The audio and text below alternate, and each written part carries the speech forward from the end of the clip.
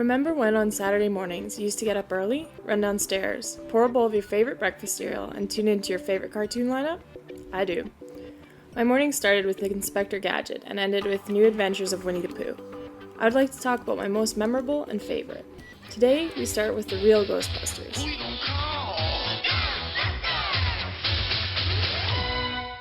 Now this is a cartoon. After the phenomenal success of the movie Ghostbusters, a cartoon series was created. It was produced by Ghostbusters veteran Joe Medjuck.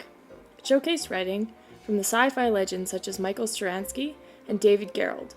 The real Ghostbusters did a fine job carrying on the movie legacy. Our favorite heroes, Egon, Ray, Peter, and Winston, were back to protect us from the things that go bump in the night. It could be scary, humorous, and had its dramatic points, at least in the first couple seasons. It was one of the longest running cartoon series, lasting 7 seasons from 1989 to 1991. Next to Teenage Mutant Ninja Turtles, it was one of the most popular cartoon series of the time. It spawned a few crappy video games, a short-lived spin-off series, and tons of awesome merchandising. I used to collect everything Ghostbusters. Some of my favorite toys from the line were the first wave originals, Slimed Heroes, Fright Features, and Ecto 1 and 2. Look at the animation in these faces. I don't think we have action figures like this anymore. I had the Firehouse, but lost it sometime during a move. Now I think I'll have to sell a few kidneys to find a new one. My Ecto 1 was a trooper. I must have drove that thing down so many stairs and crashed it into so many walls. My brother even ran it over with his dirt bike once, and look at her, not a crack. They don't make toys like this anymore. If you had these toys, you were the bomb. And lunch wasn't lunch without your real Ghostbuster lunchbox and Ecto Cooler drink. My passion was deep for this show. I dressed up as a Ghostbuster for grade 5 Halloween. Dee did as well. I had the Proton Pack, Trap, and PKE meter. The real Ghostbusters starred voiced legends Maurice LaMarche, Frank Welker, and Lorenzo Music. Music was later replaced by Uncle Joey from Full House fame. Hi, it's me, Pee Wee Herman. Huh? Do you want to go to my playhouse? Dear God, who thought he was funny? When that happened, Venkman sounded so weird. It wasn't the same. Arsenio Hall voiced Winston. I loved his late-night talk show. Ernie Hudson auditioned for Winston, but was turned down. Poor Ernie. He loves his Ghostbuster role. I hope to see him ghostbusting on the big screen sometime in the future. 2 of my favorite episodes were Poultrygeist and Flipside. In Poultrygeist, the Ghostbusters have the battle of were-chicken. Honestly, who'd have thought of that? The writers of Ghostbusters, that's who. Of course, Flipside, because I'm a huge fan of alternate realities.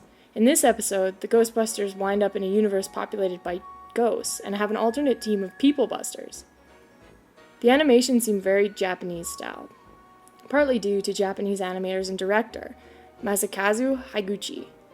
The animation was impressive, and at times extremely detailed. The characters even have more than one style of clothing outside of their uniforms, something I don't remember seeing in any other show.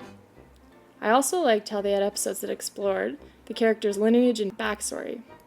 You met family members of the Ghostbusters like Venkman's con artist father, Egon's mother. Janine's family is shown when she invites Egon to have dinner with them. You meet some of Ray's family as well, like his uber-hot farming cousin Sam. 2 episodes with Winston where you meet his father in the Brooklyn Triangle, and, well, I'm not too sure what to make of this episode.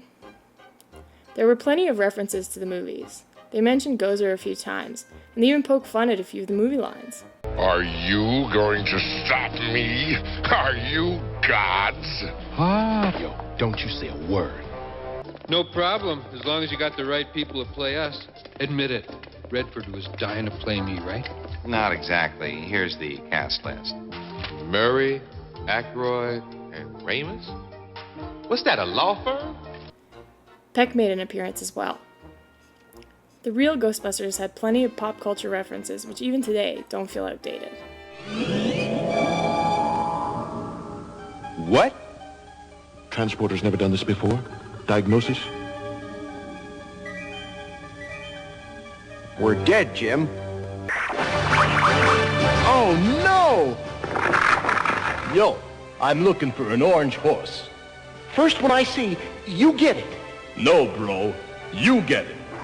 Man, I so want to make Rambo Gumpy into an action figure.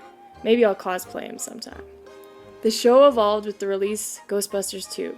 Louis Tully was brought in as a character, and Janine was made to look more like her new movie persona.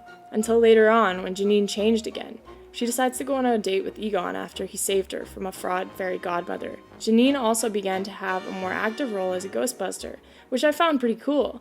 However, later on, she seemed to fall back into her secretary role. Two of the best villains in the series are the Boogeyman and Sam Hain. The Boogeyman scared the shit out of me.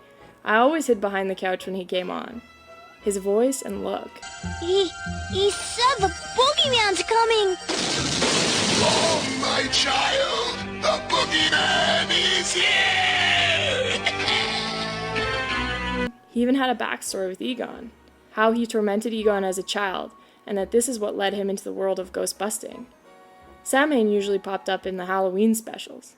It wasn't Halloween unless I caught the episodes of Ghostbusters with him in it. I was more into the early real Ghostbusters, however, when the writers, voice actors, and producers changed. The show's format also reworked. Slimer became more of a focus, and the show ended up being an hour long.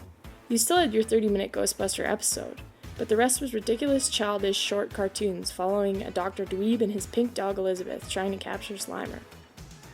The Ghostbusters stories started to become less thrilling and more lighthearted, which to me didn't feel right. I once thought that this cartoon would last forever. However, it did not. Over time, the popularity seemed to diminish. The toys did stay around longer than the cartoon, but they too faded away, becoming a collector's must-have. It is years later, and the real Ghostbusters holds a special place in my heart. Until next time, this has been the Dori Corner.